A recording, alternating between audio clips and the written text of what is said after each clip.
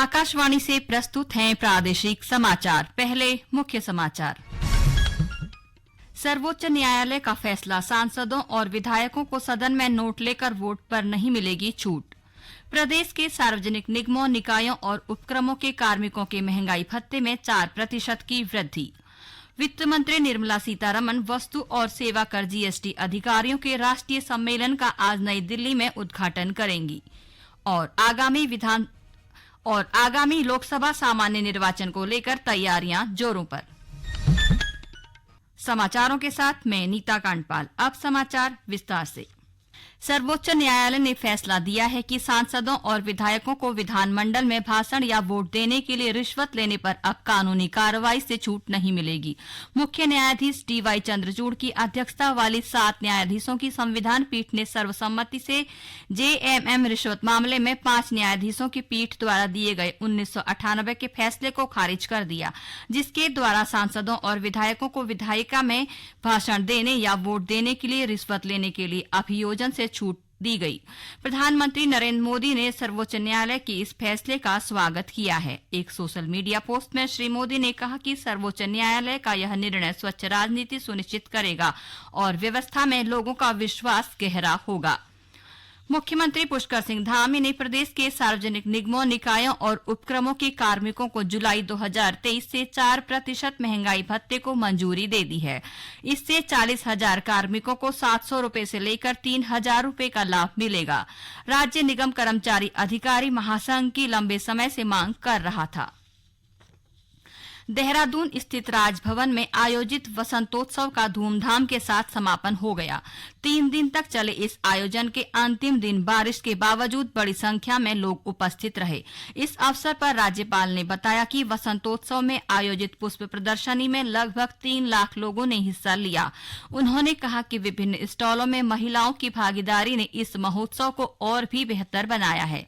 राज्यपाल ने सभी विजेता प्रतिभागियों तथा प्रदर्शनी के मुख्य आयोजक, उद्यान विभाग, संस्कृति विभाग सहित सभी सहयोगी विभागों को वसंतोत्सव के सफल आयोजन के लिए बधाई दी।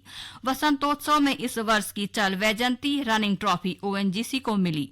ओएनजीसी को 5 श्रेणियों में जबकि आईआईटी रुड़की को 4 श्रेणियों में पुरस्कार मिले। कैबिनेट मंत्री गणेश जोशी ने मसूरी में भाजपा के लाभार्थी संपर्क अभियान के तहत बूथ संख्या 89 कंपनी बाग में गांव का भ्रमण किया। इस दौरान उन्होंने इस बूथ में कई लाभार्थियों का सत्यापन भी किया और सरल ऐप के माध्यम से उन्हें अपलोड किया। इस दौरान श्री जोशी ने लाभार्थियों से केंद्र सरकार की विभिन्न योजनाओं पर उनकी प्रतिक्रिया भी ली। सामुदायिक भवन में आयोजित सभा में कैबिनेट मंत्री ने कहा कि समाज का हर व्यक्ति सरकार की योजनाओं से किसी न किसी तरह लाभान्वित हो रहा है। इस दौरान उन्होंने सभी को बूथ के लोगों से डबल इंजन की सरकार को अधिक से अधिक मजबूत करने का भी आह्वान किया। कुमाऊं विश्वविद्यालय नैनीताल के हर्मिटेज परिसर में सतत विकास के लिए कृषि, जैविक और एप्लाइड विज्ञान में वर्तमान दृष्टिकोण विषय पर आयोजित 3 दिवसीय अंतर्राष्ट्रीय सम्मेलन समापन हो गया। सम्मेलन के तीसरे दिन कृषि एवं पर्यावरण विकास के लिए प्रौद्योगिकी की महत्वपूर्ण भूमिका पर चर्चा की गई। इस दौरान 125 प्रतिभागियों ने मौखिक और 45 प्रतिभागियों ने पोस्टर के माध्यम से अपने शोध पत्रों की प्रस्तुति दी। आज राष्ट्रीय सुरक्षा दिवस है। हर साल 4 मार्च को देश में राष्ट्रीय सुरक्षा दिवस मनाया जाता है। इस दिन का उद्देश्य सुरक्षा बलों के प्रति आभार व्यक्त करना है, जिसमें पुलिस, अर्धसैनिक बल, गार्ड, कमांडो, सेना अधिकारी और देश की शांति और सुरक्षा बनाए रखने में शामिल अन्य बल शामिल हैं। मुख्यमंत्री पुष्कर सिंह धामी ने देश की सुरक्षा में समर्पित सभी जवानों और उनके परिजनों को राष्ट्रीय सुरक्षा दिवस की शुभकामनाएं दी हैं। प्रदेश में पिछले 2 दिनों में हुई बारिश और बर्फबारी के बाद आज राज्य के अधिकतर हिस्सों में धूप खिली हुई है।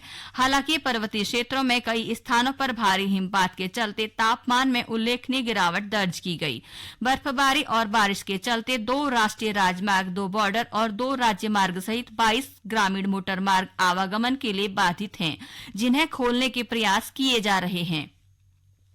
प्रदेश के पहाड़ी हिस्सों में कुछ स्थानों पर विद्युत व्यवस्था प्रभावित हुई है और इसे ठीक करने की कार्यवाही जारी है। इस बीच मौसम विभाग ने आज राज्य में कहीं कहीं बूंदाबांदी होने की संभावना जताई है। विभाग ने आने वाले दिनों में मौसम आमतौर पर साफ बने रहने का अनुमान जताया है। ये समाचार आकाशवाणी के देहरादून केंद्र से प्रसारित किए जा रहे हैं। वित्त मंत्री निर्मला सीतारमण केंद्र और राज्यों के वस्तु और सेवा कर जीएसटी अधिकारियों के राष्ट्रीय सम्मेलन का आज नई दिल्ली में उद्घाटन करेंगी। सम्मेलन का आयोजन राजस्व विभाग कर रहा है। एक दिन में इस सम्मेलन में वस्तु और सेवा कर की चोरी रोकने, फर्जी बिल से निपटने और बेहतर कार्यप्रणाली को साझा करने पर व्यापक विचार विमर्श होगा। इस सम्मेलन से केंद्र और राज्यों के जीएसटी अधिकारियों के लिए एक दूसरे के अनुभवों से सीखने तथा वस्तु और सेवा कर प्रशासन को सामूहिक रूप से मजबूत करने का मंच उपलब्ध होगा। आगामी लोकसभा चुनाव में 100% मतदान सुनिश्चित करने के लिए मेरा पहला वोट देश के लिए और भारत का पर्व देश का गर्व अभियान के तहत प्रदेश में विशेष जागरूकता कार्यक्रम आयोजित किए जा रहे हैं। चुनाव आयोग नुक्कड़ नाटक, कला, मेहंदी, शपथ और अन्य गतिविधियों के जरिए मतदाताओं को जागरूक करने में लगा हुआ है। इसी क्रम में चंपावत जिला आइकन शांभवी मुरारी ने मतदाताओं के लिए संदेश जारी किया है। शांभवी मुरारी को पहला आज छे अपनी चल बेटी समझ बेर मेरी बात ध्यान ले सुन ला। एक जागरूक नागरिक होनक नात आपू खन मतदान करने का अधिकार प्राप्त छ। यह हमार कर्तव्य ले छ। 2024 का लोकसभा चुनाव को टाइम ले आगो। अब आपू सब्बा के हाथ में हमारे देशों को भविष्य तय करने को मौका छ। हम सब्बा ले मिलबेर 100% मतदान करी बेर एक नयो इतिहास बनून छ। घर घर अलग जगूनी छ, सब्बा के मतदान करूनी छ। जय भारत, जय उत्तराखंड।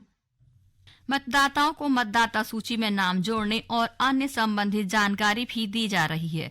संयुक्त मुख्य निर्वाचन अधिकारी नमामि बंसल ने राज्य के मतदाताओं से अनुरोध किया है कि वे मतदाता संबंधी किसी भी समस्या के समाधान के लिए टोल फ्री नंबर 1950 पर संपर्क करें। आगामी लोकसभा निर्वाचन को देखते हुए पुलिस ने संदिग्धों की पहचान के लिए सत्यापन अभियान शुरू कर दिया है। इसी के तहत राजधानी देहरादून में वृहद स्तर पर अभियान चलाया गया।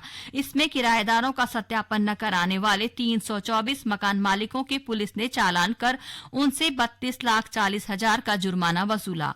पुलिस ने घर घर जाकर कुल 3,064 लोगों का सत्यापन कर उनकी व्यक्तिगत जानकारी जुटाई। इस दौरान कोई वैध दस्तावेज न मिलने पर 215 संदिग्धों को संबंधित थाने व चौकियों में पूछताछ की गई। कांग्रेस ने लोकसभा सामान्य निर्वाचन को लेकर तैयारियां शुरू कर दी हैं। निर्वाचन को लेकर कांग्रेस में बैठकों का दौर जारी है। वहीं प्रदेश कांग्रेस मुख्यालय देहरादून में आयोजित बैठक में लोकसभा चुनाव वॉर रूम के चेयरमैन नवीन जोशी ने आरोप लगाया कि भाजपा पार्टी महज कुछ कांग्रेस कार्यकर्ताओं को अपनी पार्टी में शामिल कर 10,000 कार्यकर्ताओं का भाजपा में शामिल करने का झूठा दावा कर रही है। उन्होंने भाजपा प्रदेश अध्यक्ष से भाजपा में शामिल 10,000 कांग्रेस कार्यकर्ताओं की सदस्यता को सबके सामने लाने को कहा। लोकसभा सामान्य निर्वाचन में 100% मतदान के लिए जागरूकता अभियान के तहत स्वीप के दल ने चंपावत जिले के टनकपुर क्षेत्र में 80 वर्ष से अधिक बुजुर्ग व बीमार मतदाताओं को मतदान के प्रति जागरूक किया। इस दौरान स्वीप टीम ने घर घर जाकर जागरूकता अभियान चलाया। दल ने मतदाताओं को अपना बहुमूल्य मत देकर लोकतंत्र में भागीदारी देने का आग्रह किया। नैनीताल जिले के राजकीय पॉलिटेक्निक के राष्ट्रीय सेवा योजन प्रकोष्ठ का 7 दिवसीय विशेष शिविर संपन्न हो गया। समापन अवसर पर स्वयंसेवियों ने नगर में मेरा पहला वोट देश के लिए अभियान के तहत रैली निकाली और क्षेत्रीय जनता को मतदान के प्रति जागरूक किया। साथ ही स्वयंसेवियों ने स्वच्छ भारत मिशन अभियान के तहत स्वच्छता अभियान भी चलाया। लोकसभा निर्वाचन की अल्मोड़ा सीट से अजय टम्टा को भारतीय जनता पार्टी का लगातार चौथी बार प्रत्याशी बनाए जाने से कार्यकर्ताओं में उल्लास है। चंपावत के पार्टी कार्यालय में जिलाध्यक्ष निर्मल महारा के नेतृत्व में कार्यकर्ताओं ने पार्टी का आभार जताया। इस अवसर पर श्री महारा ने दावा किया कि प्रधानमंत्री नरेंद्र मोदी के नेतृत्व में भाजपा 400 से अधिक सीट हासिल कर जीत की हैट्रिक जमाएगी।